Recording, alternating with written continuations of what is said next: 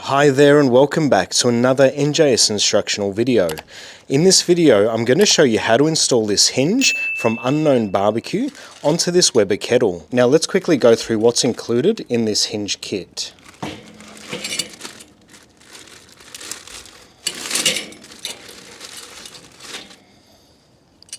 So we have the hinge itself, which is a nice stainless steel high quality hinge. And apart from the quality, which is superb, another really nice thing about this is it has a quick release hinge, so you can quickly detach your lid and it functions like a normal Weber.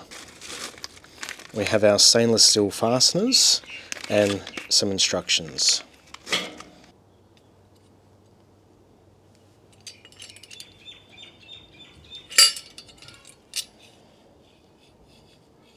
Now there are quite a few advantages of installing a hinge kit onto your Weber kettle.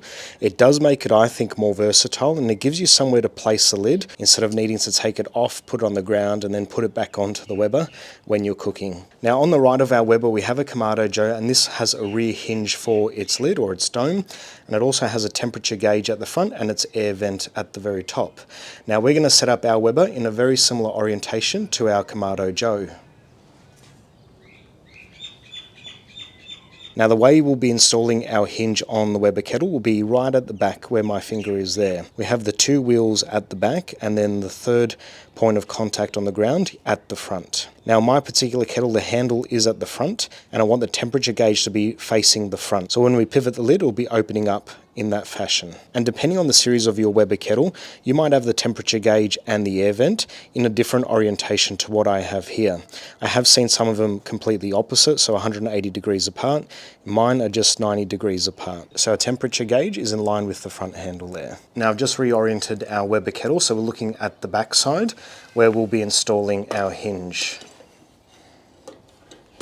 And what we'll do is some masking tape. We'll place some masking tape on the underside of our hinge and then over the top so we can hold it into position. And that top bracket, you want to have it resting along the rim of your lid.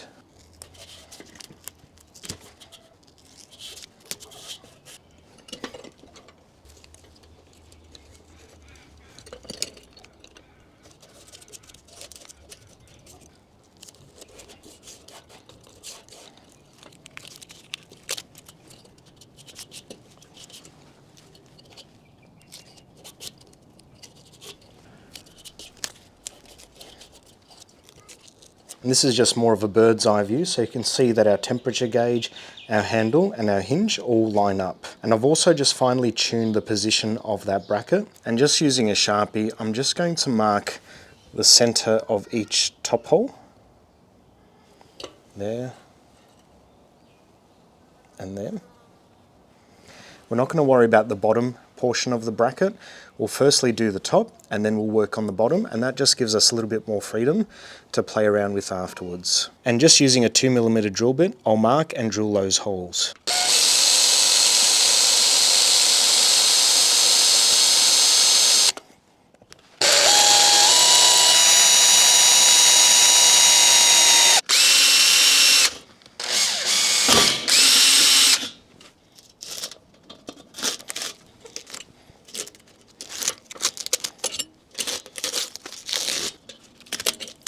Now that our two pilot holes are drilled, I just have one of the stainless steel fasteners here to use as a reference, and on the drill I've attached a stepper drill bit like this. Now our stepper drill bit starts off at 4mm, then 6 and 8, so I might try 6mm first, and then if that fastener doesn't fit then we'll go up to an 8.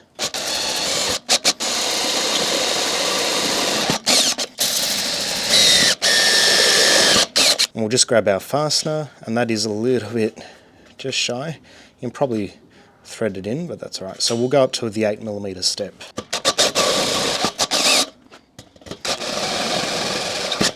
We'll just double check that.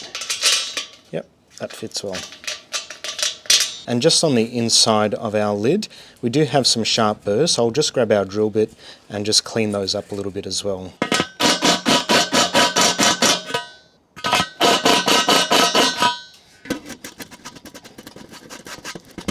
And with the holes, because now we have exposed the bare metal from underneath, we will require to coat that to prevent them from rusting up.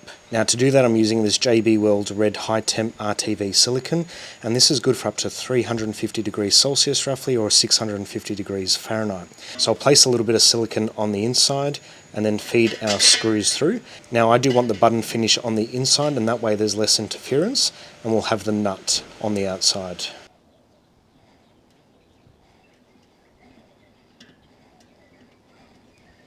And we'll just grab our bracket and remember to turn it upside down because we are working upside down now.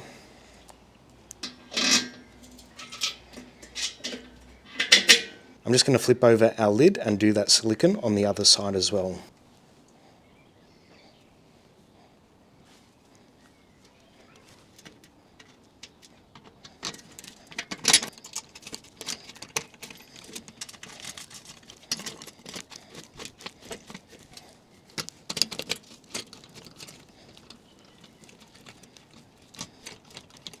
Just using a ring spanner and a Phillips head, we're just going to tighten these up.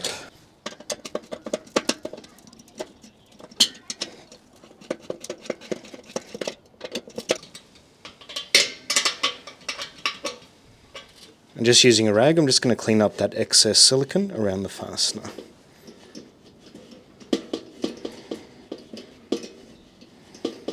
And that silicone will take about an hour to cure.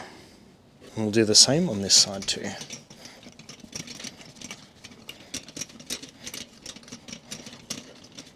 Now that the top portion of the bracket is fully installed, and that's come up really nice, that finish, I've just realigned our lid to make sure it is centered to where we had it before. It's time now to mark out the holes for our lower bracket. So very similar process as before. I'll just put some tape just to kind of sit the bracket in place.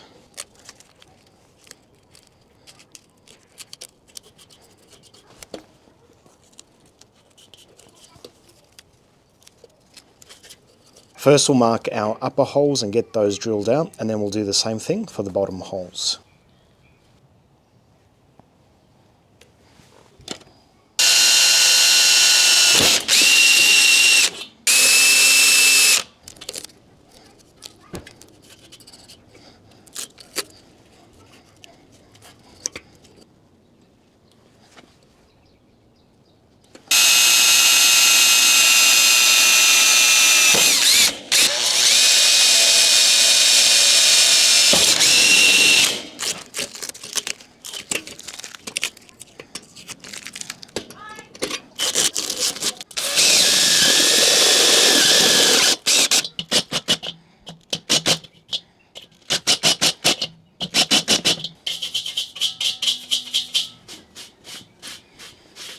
And a similar story with these 4 holes. We'll put that red gasket on the inside as well as on the outside.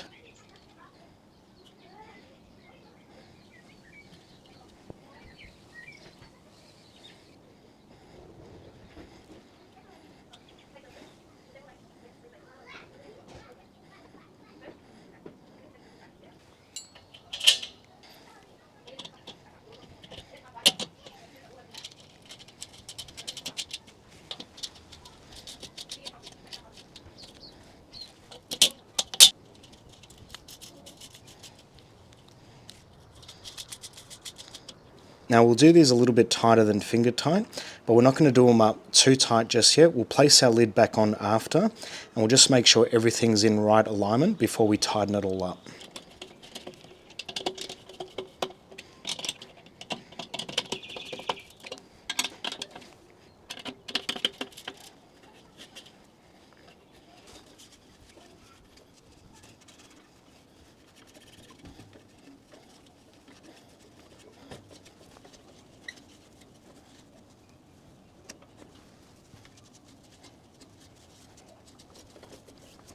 So we'll just grab our top lid and feed that through as such, and then our pin like that. Now I'm just going to back off the fasteners for the lower bracket just that little bit, make sure we get a good alignment, and then tighten them back up.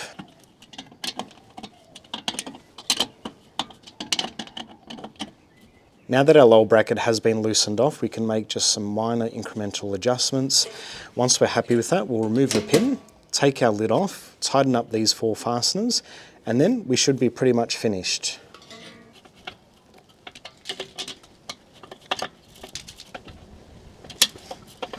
And we'll just go over any remaining silicone gasket and just clean that up, just with a wet rag.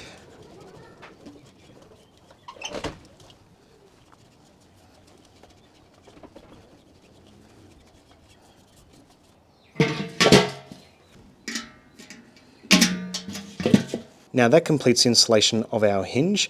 It was fairly easy to install. It's a nice clean finish, and being a stainless steel product, hopefully it lasts longer than our actual Weber kettle, so we can always remove that and place it on our next Weber kettle. Another really nice thing with this hinge is when you do lift the lid, you can also hold it in place.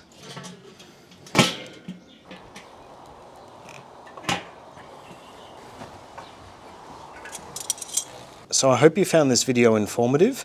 Don't forget to like it, subscribe to our YouTube channel, and hit that bell notification icon. Thanks for watching.